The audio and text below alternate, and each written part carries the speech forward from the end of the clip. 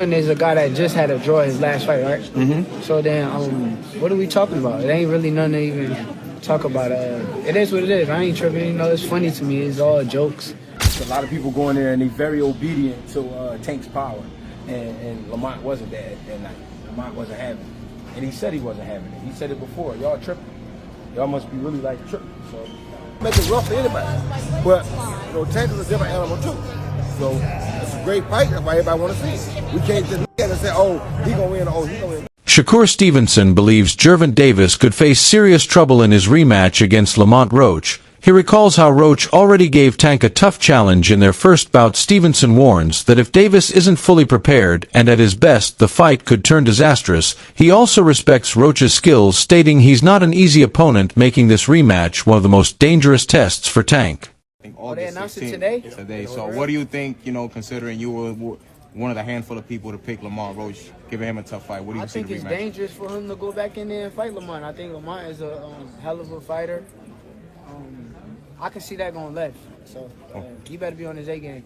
Did you think Lamont won the first fight? 154 and fight. I asked two questions at the same time. I ain't hear shit y'all just asked. You really want to move up to 154 after this fight? In newly surfaced training footage, Gervonta showcases a remarkable physical transformation that has captured the attention of boxing fans around the world.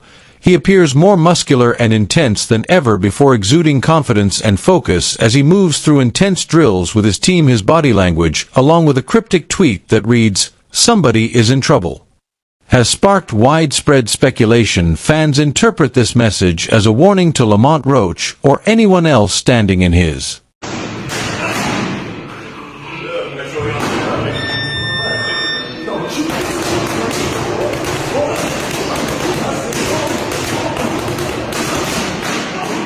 way. Boxing legend Roy Jones Jr. shared his thoughts on Davis's fighting style and potential in the upcoming rematch. While Jones acknowledged that boxing is unpredictable and anything can happen, he expressed firm belief that Davis brings a unique kind of power and danger to the ring. According to Jones, Davis is not just a regular power puncher, he's a complete fighter with instinct, speed, and the ability to switch gears in the middle of a bout. This makes him a different kind of beast, capable of sudden fight-changing moments. Despite the unknowns surrounding the rematch, Roy believes Davis's intensity and natural talent will shine when it matters most. Coach, what are we expecting from this fight? Well, we're expecting Gervonta to just continue to show us his dominance and show us who he really is.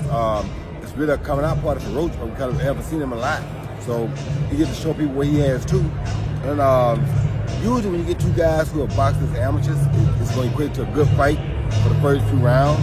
But when they're in the pro round takeover, we'll find out, has Roach adjusted to being a pro yet, or is Tank too superior as a pro? And that's where the difference will come in at. Roach is coming up on weight. That, a lot of people keep on saying that's a very big disadvantage for Roach. His power might not transfer to, to this weight class. What do you got to say about that to the critics? Well, I ain't really got nothing to say to the critics, because most of the time they don't know the hell they talking about no weight, but I was able to carry my weight from 154 to heavyweight. You know how to do it right, then your punch will come with you. You don't know how to do it right, then yeah, you're going to lose your punch. So if he's a good, fundamentally sound fighter with a punch, you're going to have a punch at 130, just like you're going to have a punch at 140. If he's not really fundamentally that sound, then he won't. That's why Tank was able to jump around. Tank fought between 130 and 140, whatever weight he wanted to. Why? Because he's a great fundamental puncher. So his punch can be the same no matter what weight he got on. If you are fundamentally sound, that don't matter. But if you're not fundamentally sound, then yeah, when you move up the weight, you're going to lose your punch. The stakes have never been higher for Gervonta. A second loss, especially without any clear excuse, could trigger doubts about his standing among boxing's elite. One defeat might be forgiven as a fluke or a bad night, but another slip could suggest something deeper. Critics would inevitably question whether Davis still has what it takes to dominate at the highest level. His fan base's pride and his future earning potential all hinge on this performance. Is the rematch happening or what? Because I'm ready to see a motherfucker get knocked out again. I'm not here to debate, because y'all really go neck and neck for this for the rest of the tourney on who y'all think really won, who y'all think should have won, who y'all think didn't win.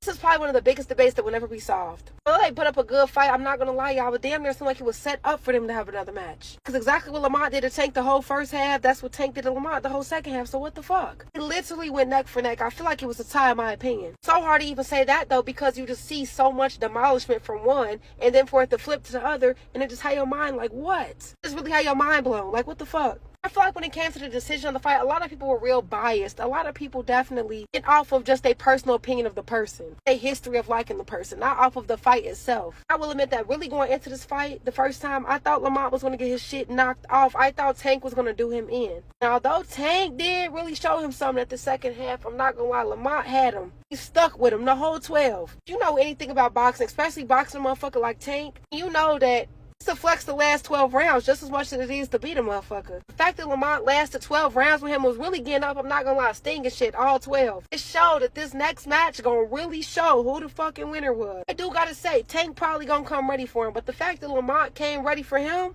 as ready for him as he did last match, I ain't gonna lie, I'm scared for both of them. This should be bigger than the Super Bowl, I'm not gonna lie. They say it's supposed to be happening in the summer, which would be a really good way to kick off the summer. And I know these two got a vengeance out for each other. Regardless of growing up together and fighting together, I'm not gonna lie, y'all. The way that fight went down, I'm not gonna lie, I really feel like this is gonna be history. Like, I can't wait to watch this shit again. Shakur Stevenson, one of the most technically gifted boxers of his generation, acknowledged that facing Davis would be his most challenging fight to date. He praised Davis's combination of speed, power, and unpredictability, labeling him as a legitimate threat. Stevenson isn't shy about admitting that a bout against Tank would push him to his absolute limits. What would be your hardest matchup? Devin Haney, Tank, or would it be Ryan Garcia? Nah, Ryan, just X him out. He's trash. It's gonna be Tank. I ain't say it before, but I'm gonna say it like me and him the big fight. In recent statements, Shakur Stevenson made it clear that he's open and ready to face either Lamont Roach or Gervonta, especially if Davis emerges victorious. He emphasized that such a clash would be massive for the sport, drawing interest from fans, analysts, and promoters alike. Stevenson believes that a matchup with Davis would showcase elite-level boxing, with both fighters bringing different strengths to the table. From Stevenson's point of view, it wouldn't just be a big money fight, it would be a legacy-defining moment that could reshape the lightweight division.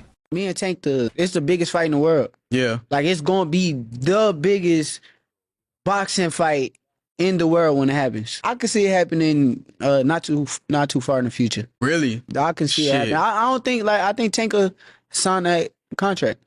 Damn. And I'm going to sign a contract too, so it's Then like, you're gonna get it on. Though Tank Davis has recognized Shakur Stevenson's quickness and technical abilities, his reaction to the idea of a fight between them was noticeably lukewarm. While he didn't rule it out, Davis downplayed the potential entertainment value of the bout, hinting that it might not live up to the excitement fans expect. He left the door open, saying that the fight would happen when the time was right, but his tone lacked enthusiasm. This suggests that although Davis respects Stevenson's talent, he's unsure if their styles would combine for the kind of action-packed event that typically defines his bouts. Who have Shakur? What have Shakur done? What have he done in the sport? He haven't done nothing. The young one is looking more better than him. Who that? The Keyshawn looking way more better than this. I keep screaming his name. He haven't done nothing. Keyshawn haven't even done nothing. So what do you say to those who I might keep be saying his afraid? name for. So what do you say to those who might be saying that, you know, Tank is afraid of Shakur? Afraid of what? Afraid of what? Us fighters, if we're afraid of somebody, it gotta be somebody hitting us and hurting us. Like, he don't have no offense. Everything is defense. Defense only win in basketball and football. That shit winning by. Some boxing observers and fans are skeptical about the true motivation behind the Davis vs. Roach rematch. There's a growing belief that Davis chose Roach not because he's the most challenging opponent available, but because he appears beatable, someone Tank can handle with relative ease. At the same time, Roach is being criticized for accepting the bout primarily for financial reasons, rather than the competitive challenge this perception has sparked debate about the integrity of matchmaking in modern boxing, with some fans feeling disappointed that the sport's biggest names may be prioritizing paychecks over true competition. Why would I allow you to fight these fights just for you to knock somebody out if it's not a numbers game? good question. The money. That's the only number that matters. The money. Yes. Okay, so let's get into it. Speaking of money, lots of people have talked about, oh, he's doing this fight for money, and Tank is strategically picking him because in the amateur world, you guys fought twice, right? And you lost, what, both times in the amateur fight. So are you all friends? Are y'all cordial? First, what's the relationship? We're cordial for You're sure. cordial. Yeah. Yeah, so. He cool to me. He's cool to you. Yeah. And you haven't heard that he said anything differently? Oh, yeah, for sure. He has? Nah, he hasn't. He has not. Yeah, that's what I'm saying. I'm confirming that. He hasn't said anything. He has not said anything differently. Mm-hmm. So does it confirm people's suspicion that he purposefully picked you, not only because you're cordial, but because he believes he's going to knock you out, get the purse, and then you walk away with a nice piece of change?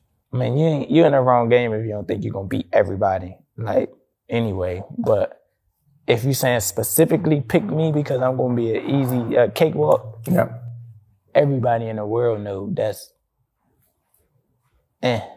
not going to happen. I mean, like, that's not going to happen. Him personally, he know that. I think he chose me because I am going to be one of the better opponents that he's faced in his entire career, honestly. Really? Yeah.